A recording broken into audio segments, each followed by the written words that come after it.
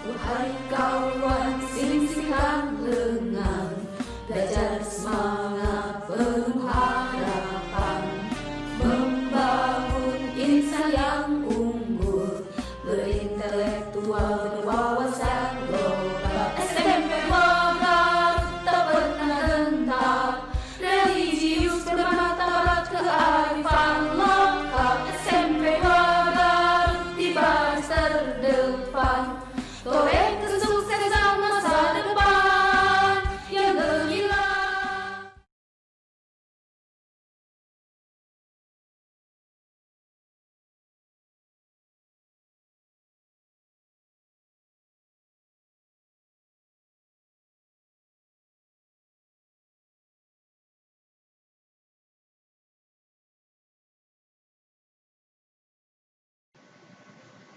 Assalamualaikum warahmatullahi wabarakatuh. Selamat jumpa kembali anak-anak sekalian. Masih kita mempelajari tentang IPA, yaitu melanjutkan kembali materi mengenai listrik statis. Nah, pada pertemuan kali ini kita akan membahas yaitu listrik statis pada tubuh manusia. Nah, sebelumnya ada seseorang yang berteriak, halo, kumpul. Yang pertama kali kita dengarkan yaitu melalui telinga. Mau apa nih? Halo-haloan gitu ya. Nah, dari telinga tadi orang yang berteriak itu adalah respon. Respon tersebut diterima oleh telinga, dari telinga lalu ke otak. Lalu ke otak. Nah, dari otak berpikir. Ini biasanya responnya ada yang bisa cepat tanggap ataupun ada yang lambat. Nah, ternyata dari orang tadi, ya, dia menginginkan untuk berkumpul. Nah, apa yang akan terjadi pada diri kita? Maka yang terjadi pada diri kita nanti akan menyuruh anggota badan, baik berupa mata, ya, seluruh badan terutama, untuk melakukan gerak. Maka terjadilah bergerak untuk mendekat dengan cara berlari. Ini adalah merupakan gambaran, ya, gambaran dari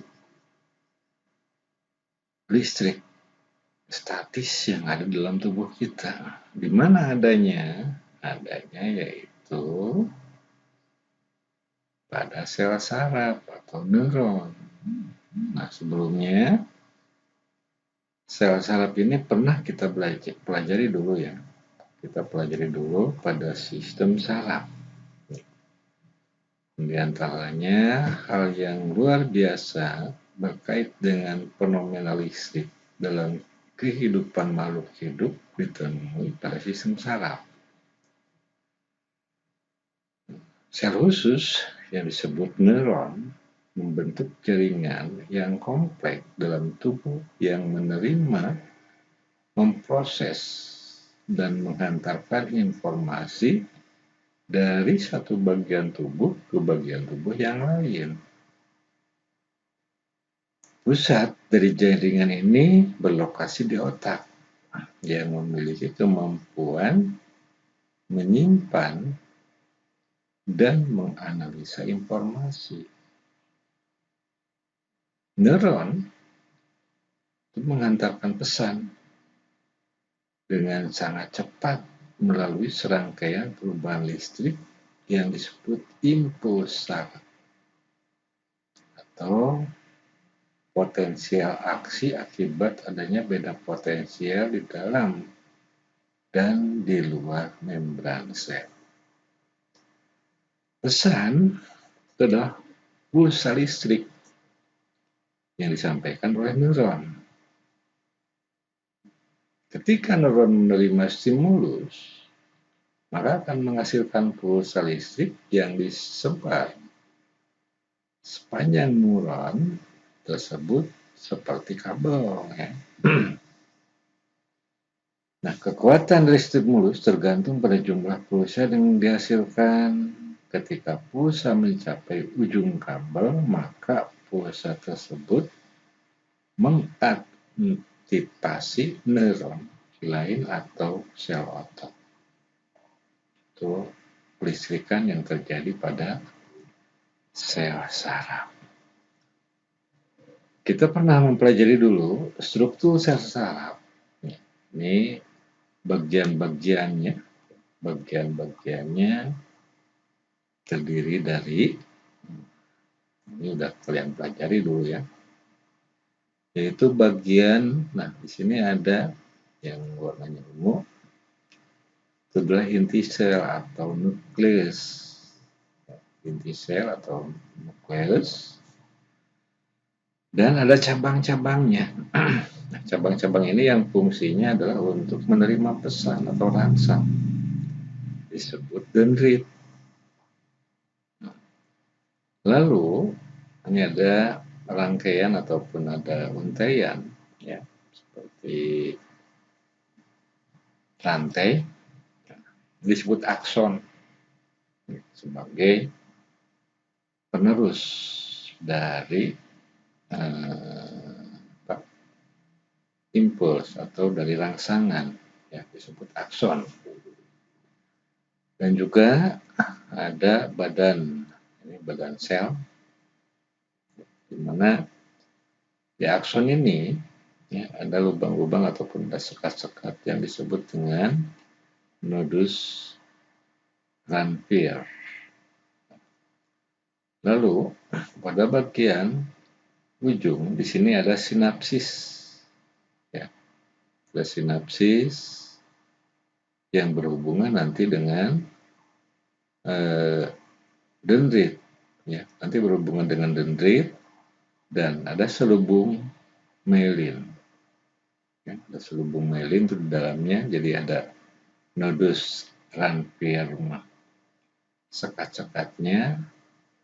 Sementara di akson itu sendiri ada yang disebut dengan selubung myelin. Nah, neuron ini apa fungsinya? Dendrit tadi, yaitu menerima rangsang. Menerima rangsang. Nah, biasanya penerima rangsang itu berupa panca indera kita. Di antaranya mata, telinga, kulit, ya. Nah, itu hidung ataupun lidah. Itu akan merasakan bagaimana rasanya manis, bagaimana rasanya pahit, ataupun mata. Kalau melihat yang terang biasanya akan berkedip. Itu karena ada rangsangan. Yang menerimanya adalah dendrit. Lalu ada badan sel. Ini badan sel itu fungsinya adalah penyedia bahan makanan untuk sel saraf. Dan ada akson, yaitu merupakan bagian membawa rangsangan dari badan sel ke sel saraf yang lainnya sehingga menimbulkan gerak. Itu bagian-bagian daripada neuron ataupun sel saraf. Ya. Sekarang, bagaimana hubungan antara sel saraf dengan listrik statis. Di antaranya dia mengalirkan aliran ion, aliran ion pada celah sinapsis. Contohnya yang tadi, ini yang terjadi kalau kita perbesar, ya. Kalau kita perbesar, bagaimana mekanisme aliran ion pada celah sinapsis tadi? Nah, yang pertama yaitu di sini memiliki saluran Ca2+, ya. Ca2+ nanti akan membuka. Pada bagian sini ada Ca2+ akan membuka. Lalu konsentrasi Ca2+ meningkat. Nah, karena meningkat nanti akan vesikel ya berfungsi dengan membran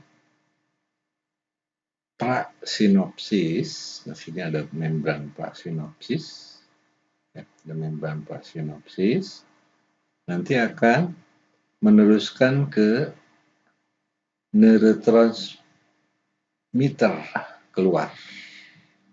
Dari sana nanti akan neurotransmitter berikatan dengan saluran ion negatif.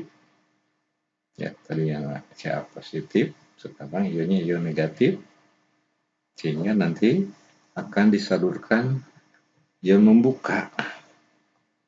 Ya, setelah ion membuka, ion Na akan masuk atau ion K+ keluar, sehingga neutron transmitter terlepas dari saluran dan menutup. Ini yang terjadi pada aliran-aliran listrik, ya. Aliran listrik kita ketahui ada positif dan negatif. Nah, ini terjadinya pada sistem saraf tadi. Nah, itu kira-kira terjadinya aliran ion atau listrik yang terjadi pada tubuh kita. Nah, baik, kita lanjutkan. Hewan-hewan apa saja yang memiliki listrik? Ya, untuk lebih jelas nanti kalian bisa lihat di YouTube-nya. Di antaranya ada ikan belalai gajah. Nah, ikan ini memiliki aliran listrik statis. Lalu juga ada ikan pari listrik. Ya.